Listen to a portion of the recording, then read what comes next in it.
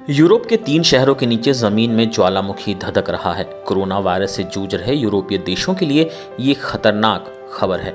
Germany के इन 3 शहरों के नीचे ज्वालामुखी की सक्रियता बहुत ज्यादा बढ़ गई है। जमीन के नीचे लावा का बहाव बहुत तेज हो गया है। ये हालात पूरे पश्चिमी यूरोप में है, लेकिन सबसे ज्यादा खतरा जर्मनी के 3 शहरों को है। पूरे यूरोप से कलेक्ट किए गए डेटा के अनुसार यूरोप में धरती के नीचे ज्वालामुखीय सक्रियता यानी कि वॉल्केनिक इरप्शंस बहुत ज़्यादा बढ़ गई हैं। इसकी रिपोर्ट जियोफिजिकल जर्नल इंटरनेशनल में प्रकाशित हुई है। यूरोप के उत्तर पश्चिमी हिस्से के नीचे ज़मीन में काफ़ी ज़्यादा हलचल देखने को मिली है। ज़मीन के नीचे लावा के बहाव में आई तेज़ी की वजह से पश्चिमी मध्य जर्मनी के 3 शहर खतरे में आ गए हैं। ये तीनों शहर जर्मनी के दे आइफल रीजन में आते हैं। इन शहरों के नाम हैं आशिन, ट्रायर और कोम्ब्लेज। द आइफल रीजन हजारों सालों से ज्वालामुखीय गतिविधियों का केंद्र रहा है। आपको इस इलाके में कई गोलाकार छोटी बड़ी झीलें देखने को मिलेंगी जो हजारों साल पहले ज्वालामुखीय गतिविधियों से बनी थीं।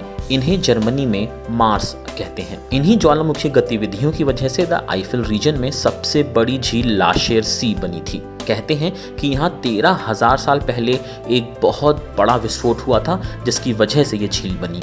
इस स्टडी को करने वाले शोधकर्ता प्रोफेसर कॉन क्रीमर ने कहा कि यह विस्फोट इतना ताकतवर था जितना 1991 में ज्वालामुखी माउंट पिनाटुबो का विस्फोट था।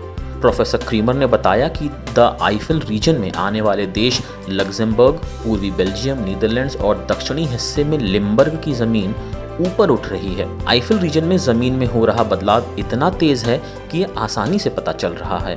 उन्होंने कहा, जमीन के नीचे लगातार बह रहे लावा की वजह से सिर्फ ज्वालामुखी ही नहीं फटेगा, बल्कि इस इलाके में भूकंप भी आ सकते हैं या धरती को कई बार झटके लग सकते हैं। लेकिन इसका मतलब ये नहीं कि ज्वालामुखी का फटना या भूकंप का आना निकट भविष्य में होगा, लेकिन हमें सतर्क रहने की जरूरत है।